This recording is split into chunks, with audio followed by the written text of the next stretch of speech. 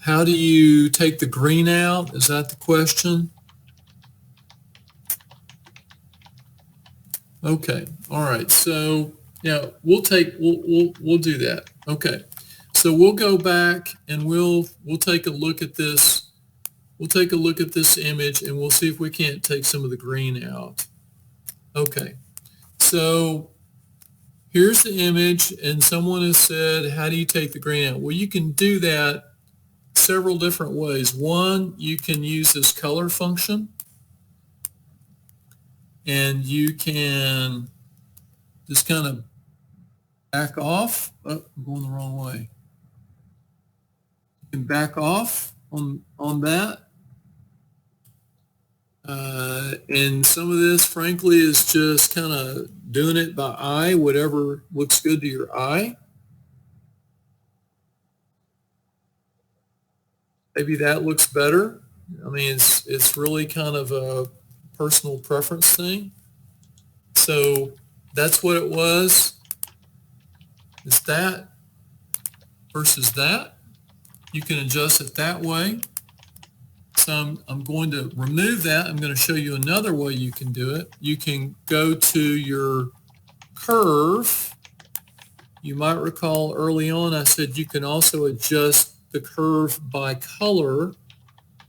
So I'm going to click on the green, and I'm going to take some of the green out across the entire image. So I'm going to just move it a little bit here, and I'm going to move it a little bit here. You can do it that way. You can also click in the middle and just pull it in a little bit. Maybe there's a little too much red. You can do that. I kind of like how that looks. Yeah. So when you pick a slider, you can adjust it using the right keys on the keyboard. Yes, sir, you sure can. And I find that to be more precise than using the mouse. But this doesn't look too bad. This isn't. I like the way this looks better than that. So I could just save this guy and then just save it another way, and we'll just put color because we adjusted color one more time. So here's the original, and here's the processed. And I'm going to zoom in just very quickly. Let's see. We'll do say a 75, maybe 50, 67. Okay, and then I'm going to go back to this guy.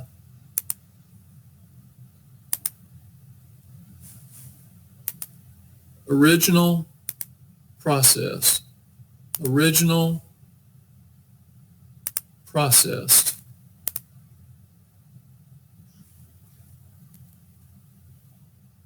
Okay.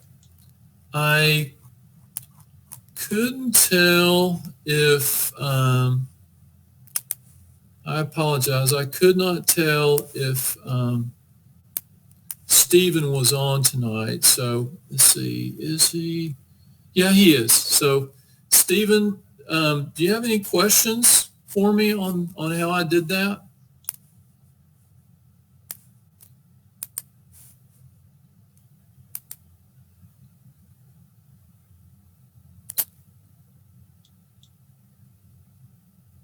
Any questions on this one? This guy, this guy. How did you create your custom toolbar? Okay, all right, Mr. Jones, I will answer that. So you go over here to the upper right-hand corner. You see this little, it looks like a little customize.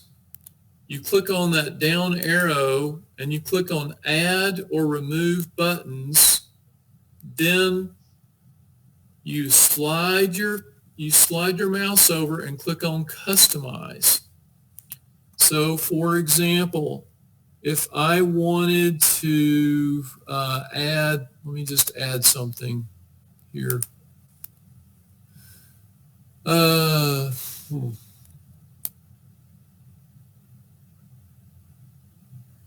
Let's say I wanted to put, I want to do flip vertical. I can just take this and just drag it up. I'll put it right here. I hit close. So I'm going to go back to best fit. I'm going to hit flip. And now the cone is up here. Hit flip the other way. So again, you just come over here, customize, add or remove buttons, customize, and then you have full access to everything that's available within MallinCamSky. But I'm going to pull that guy out because I don't use it very often. So, but that's fine. You don't have redo, undo in your version. Okay, let me address that. So if you come down here, let's see, I have run into this before. I believe, bear with me because I've run into that before because I added that. There's a way to do that. View.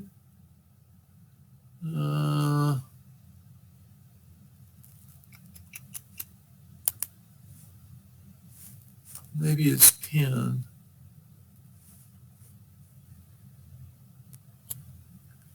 No, I think it's one of these choices down here, but for some reason it's not showing up.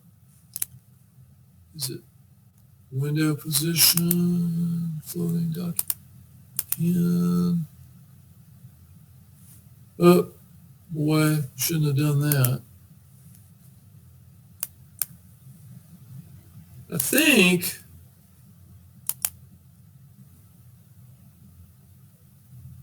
docking, floating, auto hide. I know that choice is available, and I'm just trying to remember how I got there. I'd have to get back to you on that. I'll figure that out, Jim, and I'll post it to the user group. Sorry about that. I know I've run it. I just set this up I've had it like this for so long. I don't remember how I did it. So if I do that, it might be that you can only choose that. You can only set that as a choice once you have, once your camera's connected. I'm not sure. I know it shows up when the camera's running and when the camera isn't running. Maybe it's another option up here. Let me see. View sidebar. View sidebar. There you go. Okay. Thank you, Marie and Georgia. I appreciate that. I knew it was somewhere. You can also add folders. You can do undo, redo. But I don't use the folders that much, so I don't have that. You can have the histogram, I think, show up all the time as well. Let's see, view sidebar, histogram. So you can have it show up all the time. But I like to just be able to choose that and turn it off myself. Yep, great. Very good. Thank you, Marie. I appreciate that. So would you guys like for me to do another one, or are there any specific questions? I mean, everything I've been doing so far has been a nebula. I could show you, I could pull some old galaxy images and show you galaxies. Those are a bit of a different animal. It's up to you. Okay. All right. Well, we'll try galaxy then. So you you're going to have to bear with me while I go hunt and peck and find one. I know I think I'll go find M51 somewhere. I did not see any specific questions from Steve, so I'm assuming, Steve, you don't have any specific questions about, you don't have any specific questions on the cone that we did here. So again, before we go, this is the original, there's process, original, processed. I think with another 10 or 15 minutes of data, this would pop out quite a bit more. It's got really good guiding. I mean, really good guiding. You go all the way to the corner. All the stars are sharp, corner to corner. Really, really nice guiding. Very nice, sharp image. So, okay. I'm going to close this guy. I'm going to check one more time. Okay, I'm going to check one more time. No more questions on this, so we're going to shut that down. Shut that down. Okay, folks, bear with me real quick while I go find some, think.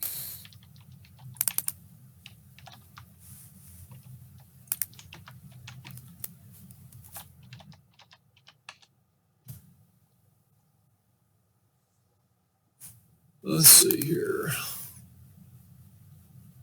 Murphy's Law, David Ingram. Okay, so I've got,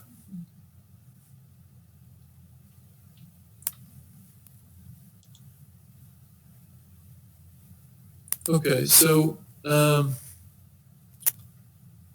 me remember, so that was on February 5th of 2021. Okay, so I just had to remember where the heck I had that. So let's see, let's go up here. Everybody's got their own method. I used to have a lot of trouble finding where I save things, so I started naming them by the date that I captured them. So should be able to, 2021, February 5th.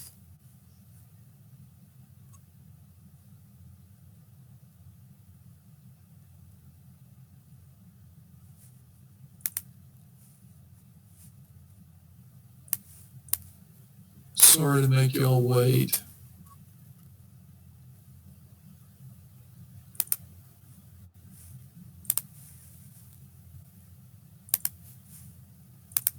I have no idea how, oh, that's not very good. That's not what I wanted. I want M51. I thought I had M51. Okay, here's M51. Okay, folks, you're going to see the good, the bad, and the ugly. This is an unguided image. You can see my polar alignment was not very good. This was before I was guiding. I would do a visual polar alignment with a polar alignment scope. So, okay, so here we go. So the first thing I'm going to do is I'm going to open up the histogram, and this one is a little more obvious. You can see my color balance of the stacked images was not quite where it needed to be, so I'm going to adjust that. And I'm going to move the red to the right and the green to the right. That way I don't diminish the strength of the signal. And I know I can stretch it and bring it back, but that's just a personal preference. So I'm going to click on the green. I'm going to use the arrow keys. That's pretty good. I'm going to click on the red guy here. Move it over. That's pretty good. So go to the undo, redo. Want y'all to see the difference. That's before, that's after. Okay. So close that guy. And now I am going to zoom in And galaxies are a bit different because when you start, I want to show you all some of the differences. When you start doing things with denoise, you can lose some of the galaxy detail, and you don't want to lose the detail. This particular image, let's see, I had one, two, three, four. I had four, so 464 times 20 seconds. So this is about 20 minutes. This is about 20 minutes of data. So it's not terribly noisy as it is. So, but I want to show you what happens with some of these. Some of these will really just wipe out a lot of the details. So I'm going to go back out to best fit. I'm going to put a little bit of a curve on it just for grins.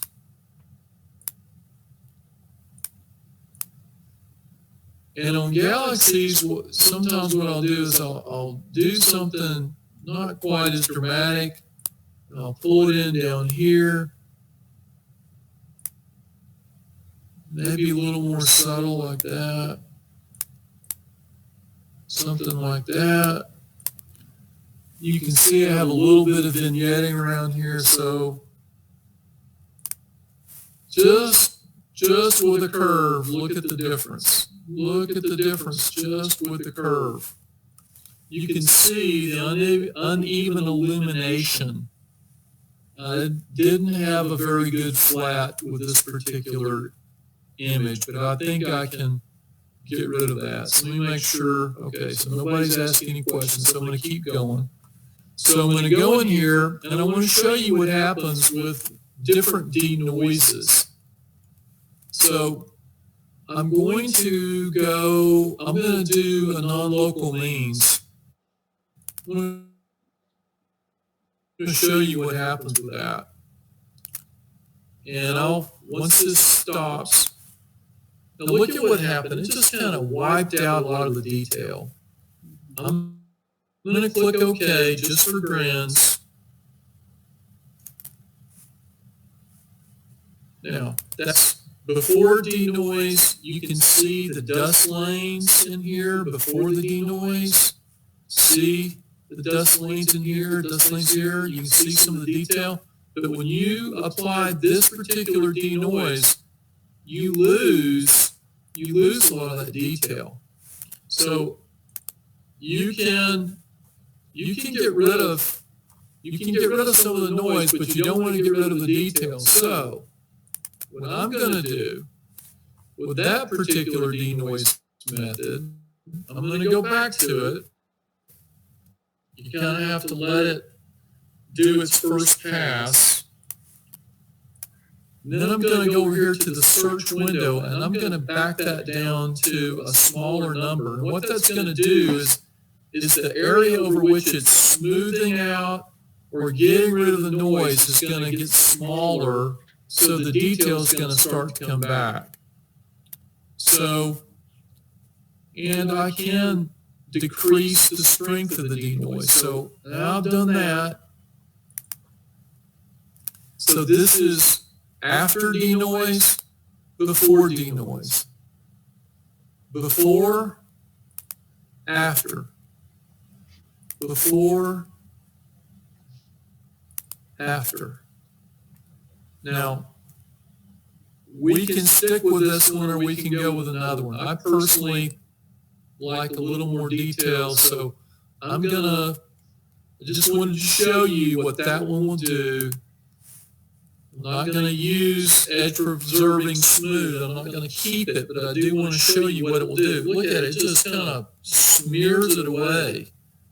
But if you back way down on the spatial sigma to a really small number, you will see the detail come back.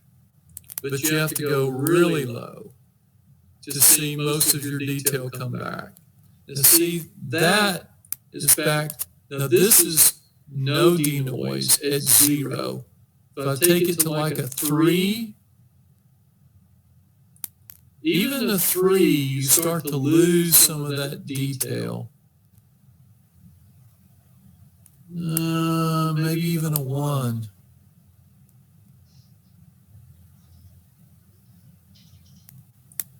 I think maybe a 2. I'm okay with a 2. Maybe back off the range. The range is like the strength of the denoise that you're applying. Maybe even less. Okay, so I'm going to go with that. And I'm going to zoom in. I want you to see. I want you to really see. So that's before. Let me zoom in even more. No, that's like looking up the nostril of the galaxy, but you get the idea. So zoomed in, that's before denoise, after denoise. This is before, after. This was actually a pretty good night of seeing, so it really didn't take a lot of denoise, but just a slight amount is all I think I need. So I'm going to go back out to the extent you can see this uneven illumination going on. I want to get rid of that. But before I do, I'm going to hit the histogram equalization.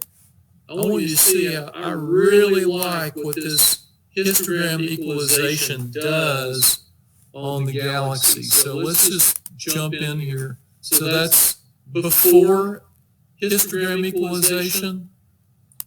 That's before, that's after. I really like what it does. I really do. I just kind of like that effect. So now, what I'm going to do is I'm going to go play with my range, and I might be able to get rid of all of this vignetting. And if you're not seeing it, I'll just throw a really harsh range function on it so you can see what I'm talking about. If I increase this, you can see this circle. That's uneven illumination. So fortunately, I've got a lot to play with here, and I can bring that way down, bring it right to the edge.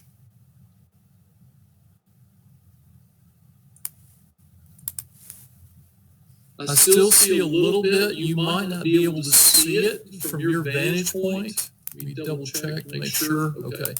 You might not be able to see it, but I can see it on my screen. There's still a little bit of uneven illumination that I can perceive.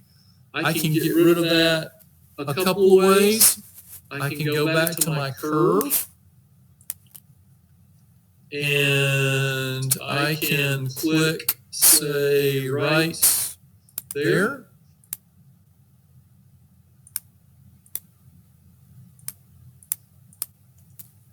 And you can play with it like that. What I'm going to do when I make this, I'm going to come in here and I'm going to adjust it until I start to lose detail. So you can see this faint arm of the galaxy coming out here. I'm going to adjust this until I start to see this detail go away. So I'm going to do this with a curve. I'm going to put an anchor point right here.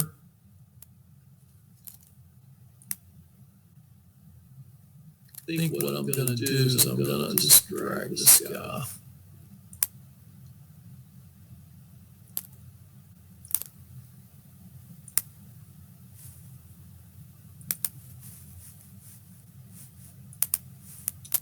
Still got a little bit of uneven illumination up at the top. I'm really not happy with the way that looks.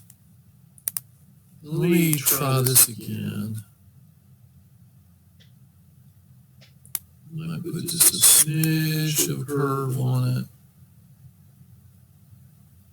And maybe put an anchor point here.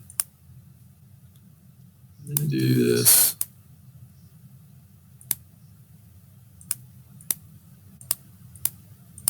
And notice you're balancing this, losing some of that detail in here. And I know someone's probably saying, why the heck doesn't he just crop this thing? Yeah, I've done that, and I'll do that in a minute, and I'll show you how to do that. So I've gotten rid of some of it.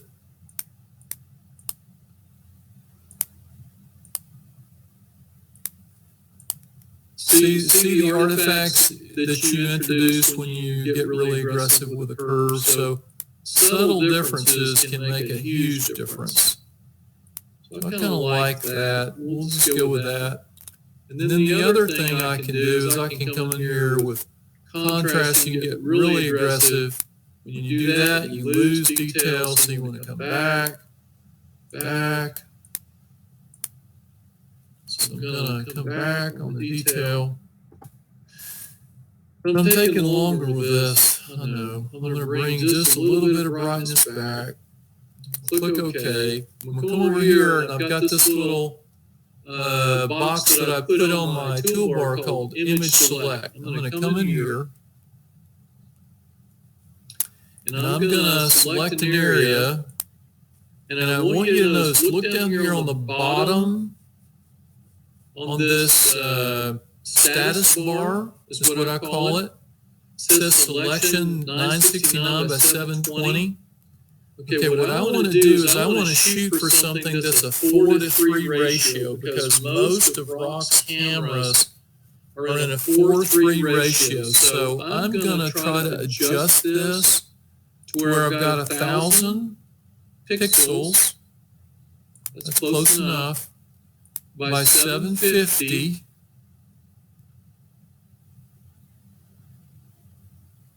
Okay, so that's a 4:3 ratio. 4 times 250 is 1,000, and 3 times 250 is 750. So I've got this guy right here. I'm going to kind of center it the way I want. Then I've got the crop up here. I'm going to do the best fit. I'm going to do a save as. I will do JPEG. And we did color, we did curve, we did edge preserving smooth, but very light, just a 1 by 20 if I remember correctly. Histogram equalization range, another curve, contrast, and we cropped it. Okay, I'm going to close that. I'm going to go open.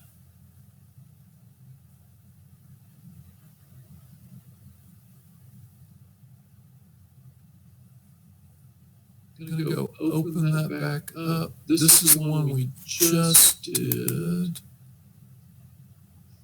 And yeah, I think this is it. So, all right. So,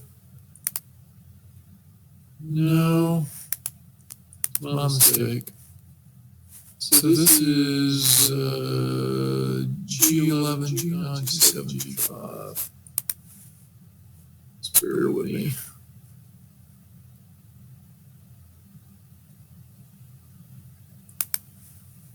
Here we go.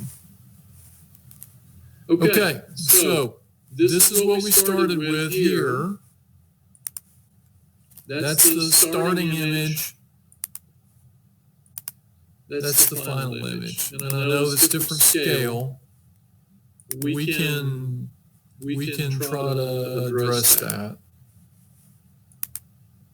Yeah, that's close enough.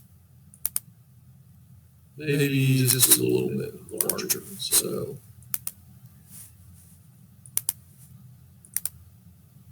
okay.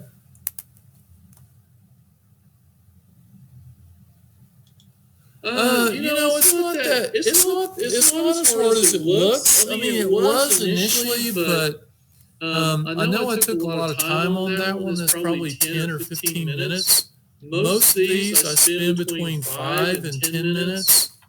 but I haven't gone down the what is it, Pixin site rabbit hole yet. I probably will one day, but I haven't yet. So there you go. That's before and after. Yeah, it gets easier the longer you go. So I'm happy to stay on for a little bit longer, but I just wanted to make sure that I had addressed most everybody's questions. And sorry. Is there anything else? Anything in particular that you guys would like for me to discuss or show you, or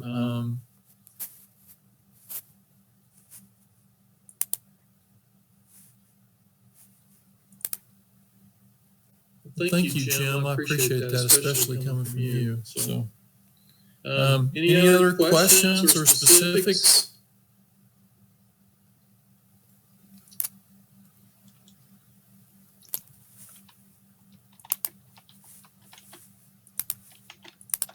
Before and after, we can do, and we got this thumbnail. There's the thumbnail. So, okay. Yeah, MallinCamSky has a lot, and we didn't cover all of it. So can you apply a dark frame from your darks to your image? Not with. Well, I say you can't. MallinCamSky does have an after-the-fact image stacking capability, but I believe it's pretty limited. I don't think it will do. I don't think it will do alignment and rotation after the fact.